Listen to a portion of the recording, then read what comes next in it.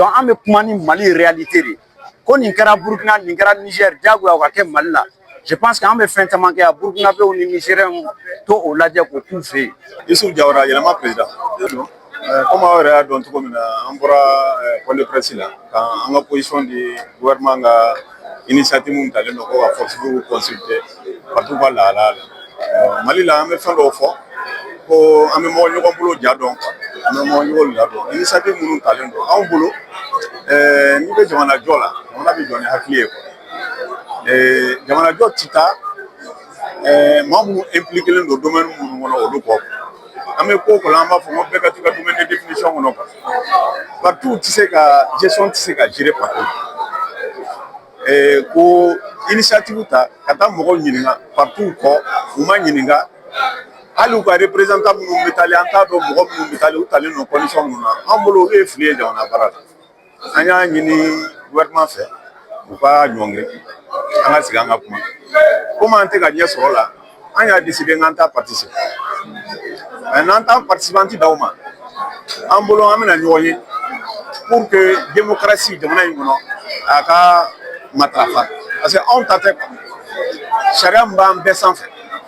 o de b'a yira ko démocratie ye wajibi ye an ka jamana kɔnɔ wa a tɛ se ka yɛlɛma. Donc an b'o o de baara kɔnɔ o ye hakili baara de ye n'hakili la an faralen don ɲɔgɔn kan nin étape fɔlɔ ye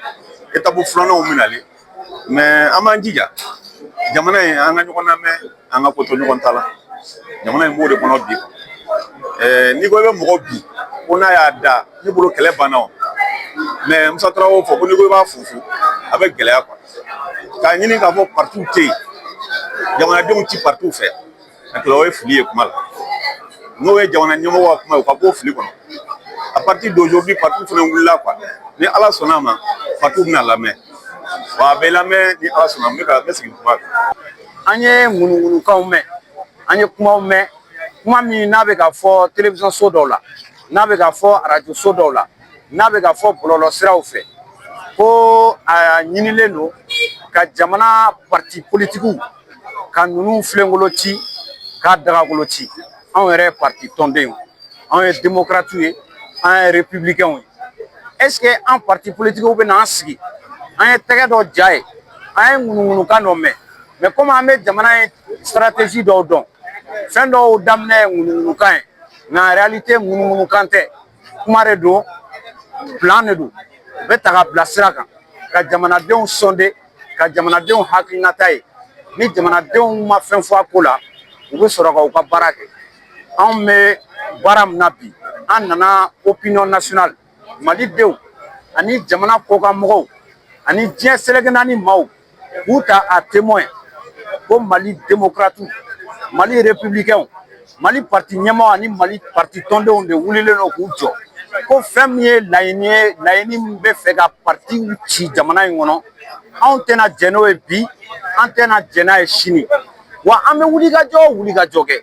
an tɛ fitinɛmɔgɔ ye an bɛ wulikajɔ o wulikajɔ kɛ fɛn fɛn bɛ jamana in bila kɔlɔlɔ kɔnɔna la o t'anw ka laɲini ye an bɛ wulikajɔ min kɛ an b'a kɛ sariya kɔnɔna la an b'a kɛ basigi kɔnɔna la an b'a kɛ constitution min bɛ yen bi n'o yɛrɛ bɛ parti politiques ka existence permis parce que o constitution kɔnɔ multipartisme intégral b'a kɔnɔ o tun bɛ kɔrɔlen fana kɔnɔ à partir du moment o constitution bɛ toujours en vigueur an ka laɲini tɛ dɔwɛrɛ ye an b'o constitution in baara an b'o o bonya k'an ka partis ka survie an'u ka existence kɛlɛ kɛ basigi kɔnɔna la dɔw ko ko Mali bɛ AES kɔnɔna la Niger kaw y'u ka parti filenkolo ci k'a dagakolo ci Burkina olu y'u ta suspend ko mun la Mali fana komi an bɛ AES kɔnɔ mun na an fana t'a kɛ komi olu parce que an n'olu de kelen désormais moi ne filɛ ka kuma e fɛ wagati min ne ye malien de ye ne tɛ AES den ye ne tɛ n yɛrɛ reconnu AES citoyen ne ye malien de ye citoyen malien an ka parti ye Mali parti dɔ de ye an ka parti tɛ AES parti ye donc an bɛ kuma ni Mali réalité de ko nin kɛra Burkina nin kɛra Niger diyagoya o ka kɛ Mali la je pense que an bɛ fɛn caman kɛ Burkinabéw ni Nigériens to o lajɛ k'o k'u fɛ yen anw bɛ ka Mali démocratie de défend an bɛ ka Mali république de défend ani Mali basigi an ka laɲini ye mun ye élection kalatafili ka organiser très prochainement an ka bɔ nin transition in kɔnɔ nin transition ye dɔ kɛra ten dɔ dara mali kan sɛgɛn kɛra lakana ma sabati jamana démocratie talen don en otage ni maa min ko k'i bɛ siran k'o fɔ sɛgɛ jamana in kanu k'i la a siran t'anw na k'a fɔ parce que an fana ye jamana in den dɔ de ye minnu bɛ ka jamana in diriger bi marifa b'u bolo u ti maliyɛn ye ka tɛmɛ anw kan o kɔrɔ tɛ k'an ye fitinɛma ye ko an fana bɛ fɛ an ka laɲini kɛ fitinɛ kɔnɔna la